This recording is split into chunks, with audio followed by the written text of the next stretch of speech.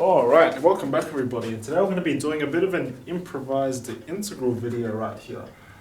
We're going to be tackling this integral. I haven't actually evaluated this integral yet. I've seen it in a couple of places, I think. But yeah, I actually don't have notes on how to do this or anything, and we're going to be deriving this thing from scratch today. So let's just jump straight into it. So I've actually already evaluated an integral that looks quite familiar, the natural log of x over x to the nth power plus 1. Link to that video will probably be in the description if I remember to do that. But yeah, this integral looks pretty familiar, so let's use a familiar method, which is complex analysis, to tackle this thing. So first of all, let's actually just let f of z be equal to this integrand, so the natural log of z over z squared plus 1 squared, and let's find the poles of this thing. So the poles are where this thing blows up to infinity. We have 1 at z equals 0 because natural log of 0 is negative infinity. So z equals 0, and we actually have 1 at z equals plus or minus I because, well, right here you want to solve for where the denominator is 0, and solving z squared plus 1 is equal to 0, you're going to get plus or minus I. So z is also equal to plus or minus I. So let's actually plot all this stuff into a complex plane. So, yeah, so we have 1 at z equals 0. Right here we have 1 at z equals I and z equals minus I. So those are our poles right there. I'll mark them with X's just to make them clear. And now we have all of that information. We want to use that somehow to construct a contour to help us solve this integral right here.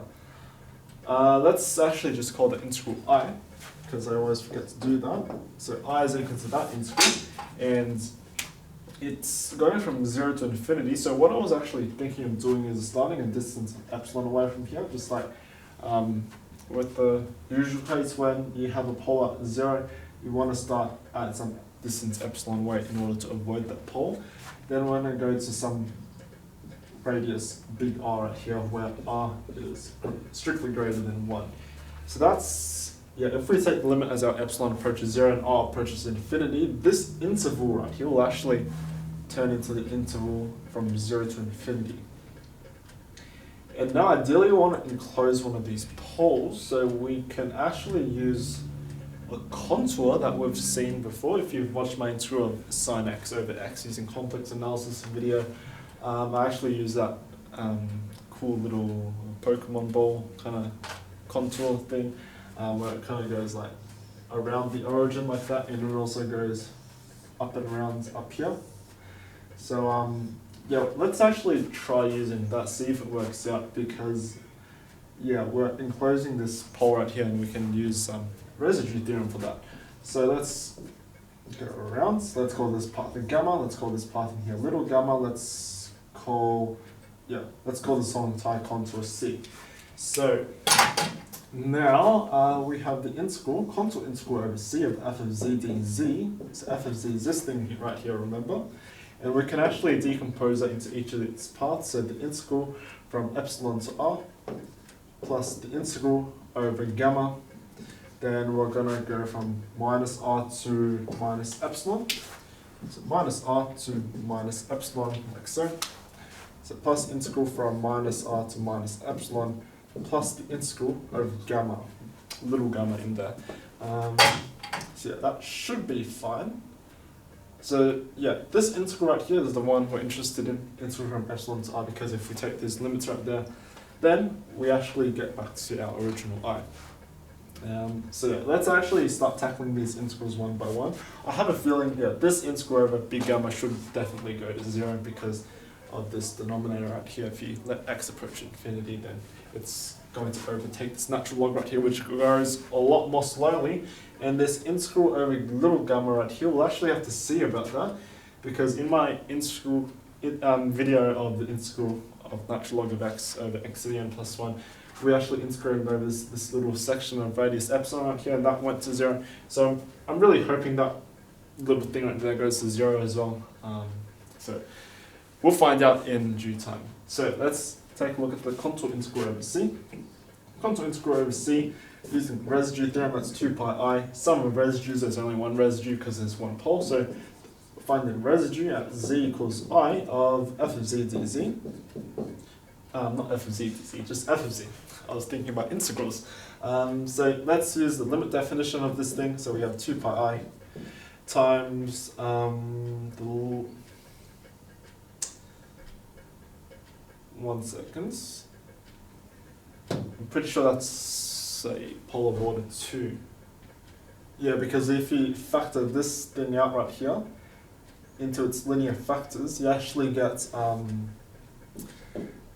z plus I and z minus I, but the whole thing's squared, and you can distribute that squared into each of these terms right here. And yes, you do indeed get a pole of order 2. If you plug I into this thing right here, then it's going to go to 0. Then you get a pole of order 2 because we have a square right here. So we have to use that. We can't use the usual residue theorem definition. We have to use that other one. I'm trying to remember what it was. I'm pretty sure it was like, well, our n value in this case is 2. So we actually don't have that extra constant out the front. But we do in fact need to find the derivative. So n minus 1, that's 2 minus 1, which is 1. So we actually only have to find the first derivative in terms of z.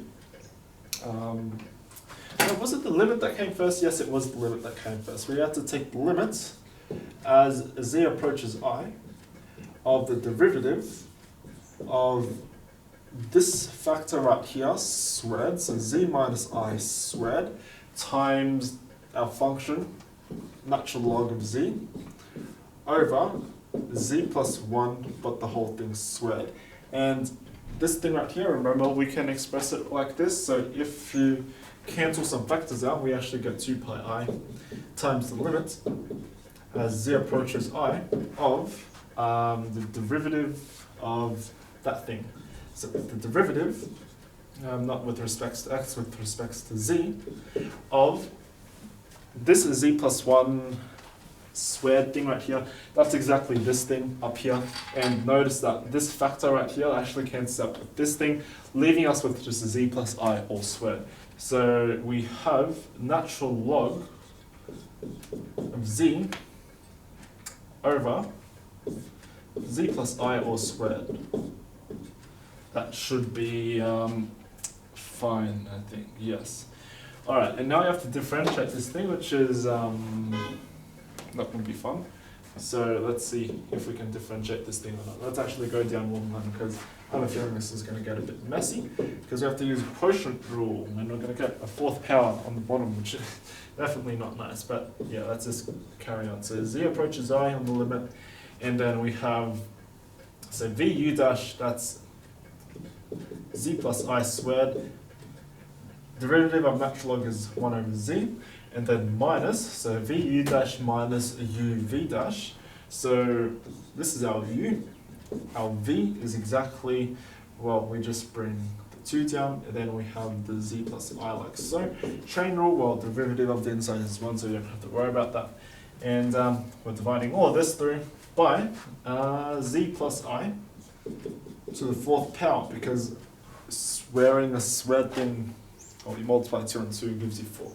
So, I don't believe anything should blow up if we plug I in, so let's just do that. So this is equal to now 2 pi I times this thing right here, I plus I, that's going to give us 2I. And once we square that, 2I squared is minus 4. So we're going to have minus 4 over, and as z approaches I here, we're going to get an I right there.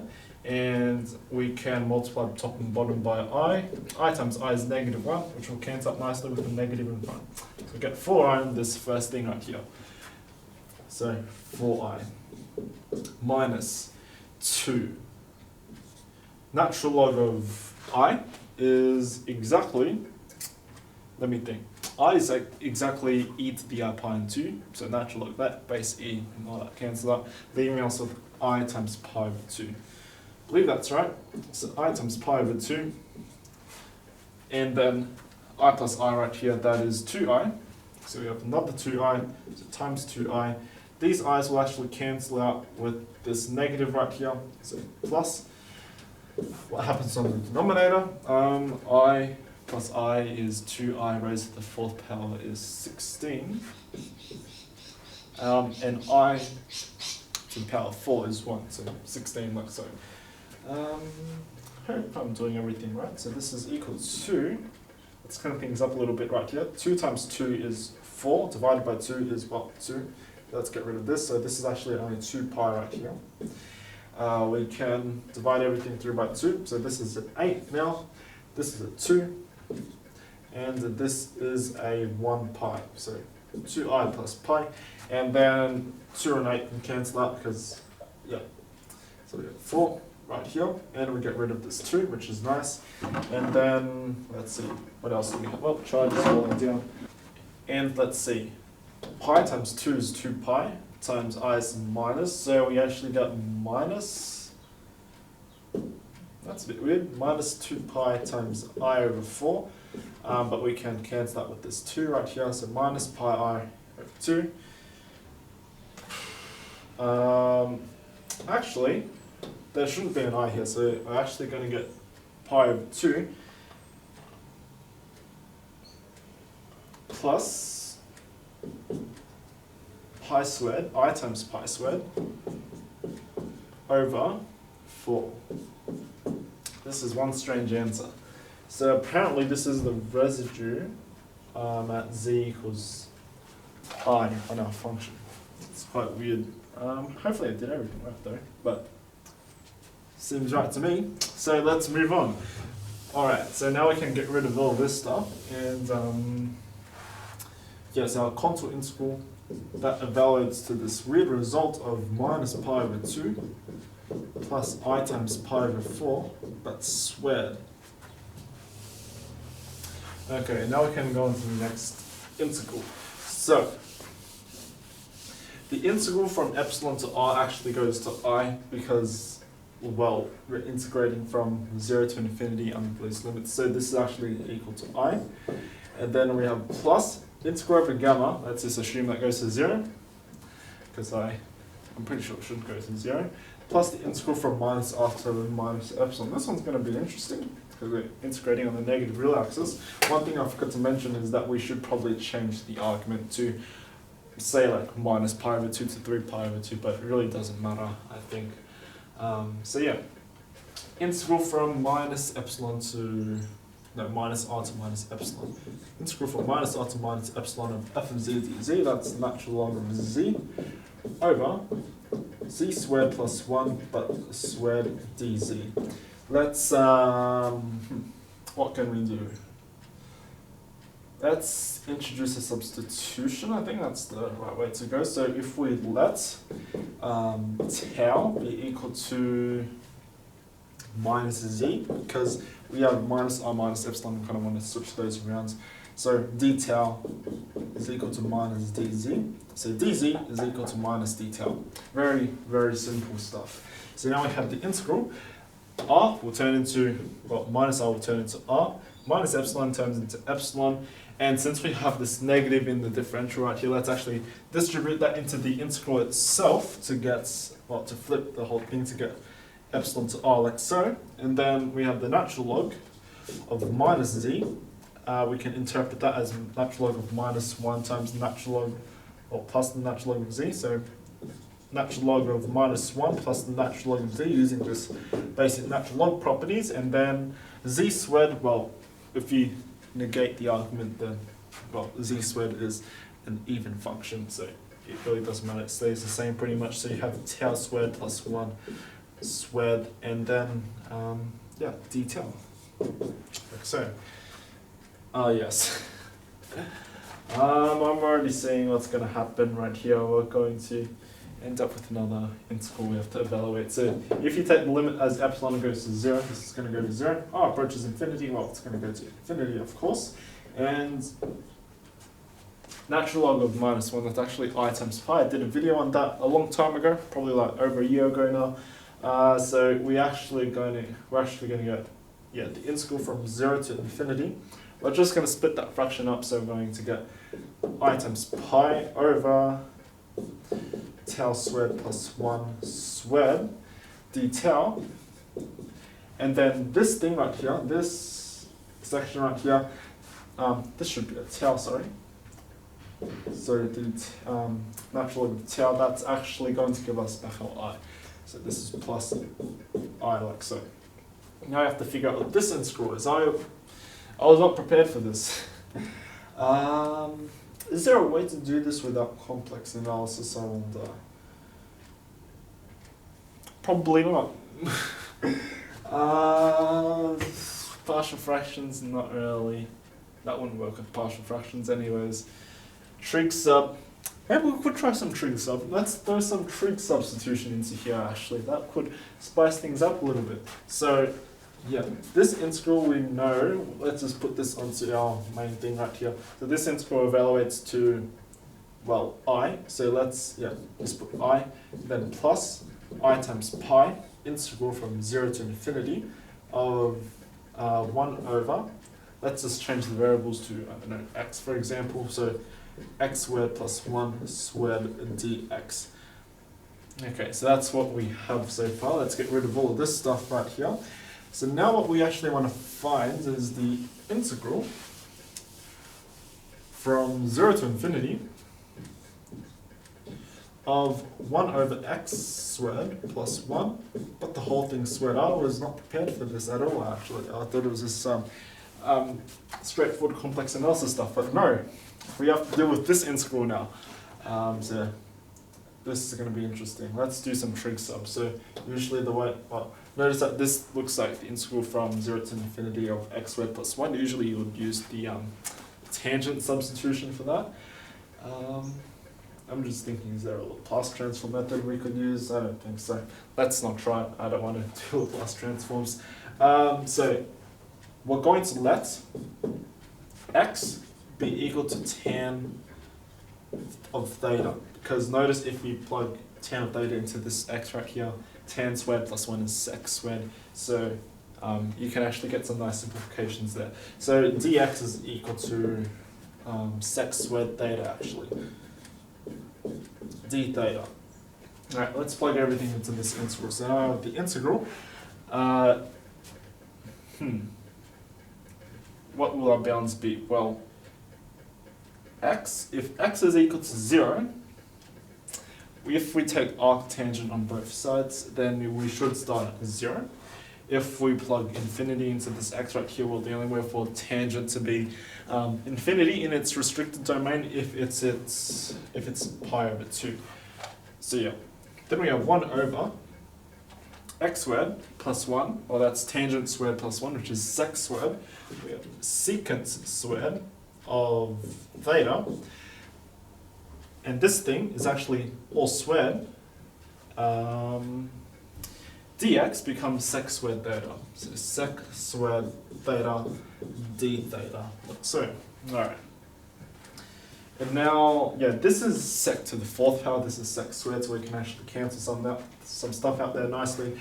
1 over sec squared, that's just cos squared pretty much. So we have the integral from 0 to infinity, not infinity, pi on 2 of cos squared of theta d theta. So from here we can, I've evaluated these type of integrals already. You just use the cosine double angle formula, I believe. So we know that, I'll just put it on over here. So we know cosine of 2 theta. We can write this as, what was the formula? 2 times the cosine squared of theta minus 1. And if you want to solve for this cos squared right here, you actually find that 1/2 cos squared, not cos squared, cos of 2 theta, let's see, plus 1/2 is equal to cos squared of theta.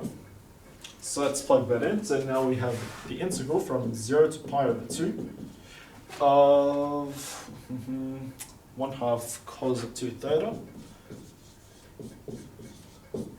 plus 1/2, like so, d theta. And this is pretty easy to evaluate, integrating just elementary integrals pretty much. So we have, first of all, 1/4, so reverse chain rule kind of thing, 1/4 sine of 2 theta, evaluated from 0 to pi over 2, and then plus 1/2 of, well, integrating constant, you just take the difference right here, which is pi over 2, and then multiply by this constant, which is pi over 4. So sine of 0 is actually 0, so we can actually ignore that. Sine of pi over 2 is actually 2 times the sine. We're actually going to get a 0 here, actually. Does that seem right?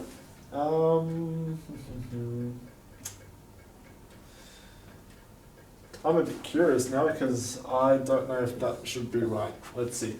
We're going from 0 to pi over 2. We have our cos of 2 theta graph. So let's say we have a 2 right here. So a period should be exactly pi.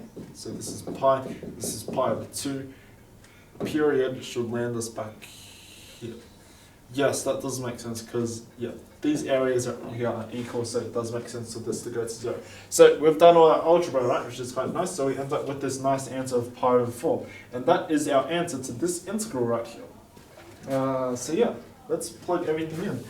That was a nice treat, doing some trig sub once again. I haven't done trig sub in a while, so yeah. That was pretty nice. So now we can fill in that integral right there, that we found it was equal to pi over 4. So this integral right here evaluates pi over 4, so we can just replace this with pi squared over 4, like so. Yeah, as expected. I felt like this was coming. We have an I pi squared over 4 and an I pi squared over 4. Those will actually cancel out in the ends. So last integral, I feel like this integral over gamma will go to 0. Let's find out if that is correct. So, integral over gamma of f of z dz, which is the natural log of z, over z squared plus 1 squared dz. Let's introduce a parameterization. So, for our gamma right here, every point z can be described by some epsilon times e to the I. Let's choose a new variable, I don't know, t, where t goes from, well, we're starting from here and we're going around. So we're starting from pi and going to 0. So a bit of a reversed integral notation thing right here, but yeah, I'm just going to write it like that. Then we have the integral from pi to 0 of the natural log of z, but z is epsilon e to the it, and I've got to differentiate both sides right here, but dz is equal to I times epsilon e to the it dt. Should be right, just some basic chain rule stuff like that. Oh no, the charger fell again. That's not. The charger fell again, so I had to fix things up a little bit there, but let's get back to it. So this is over, where were we at? We have z squared, which is that thing squared. So epsilon squared, e to the 2it, plus 1, but squared. Then dz is equal to I, epsilon e to the it dt. If this goes to 0, so since we're taking the limit, so let's actually take the limit right here, limit as epsilon goes to 0. This, we can interchange the limit, and the integral really doesn't matter. In this case, I think everything should converge nicely in the end anyway, so it really doesn't matter, I really don't care. So this thing will go to 0, leaving us with just a 1, so this is going to go to 0. So this is going to leave us with a 1 right here. Then we have an epsilon right here. Yeah, this integral is going to go to 0. So you have the integral from pi to 0 of, let's actually expand this natural log out a little bit. This is the natural log of epsilon plus I times t, because base e and this exponential thing will cancel each other out. So I times t like so, then we have, let's bring this I out to the front, we don't need it, it's useless, epsilon e to the it dt.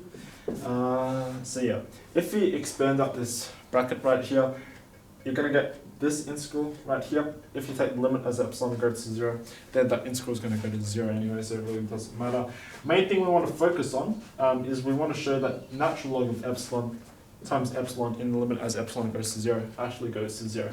And you can do that quite easily just by doing some L'Hopital. So if you take the limit as epsilon goes to 0, well, you want infinity over infinity, so let's just take natural log of epsilon over 1 over epsilon. This is the same as natural log of epsilon times epsilon, differentiating the top and bottom and all that stuff.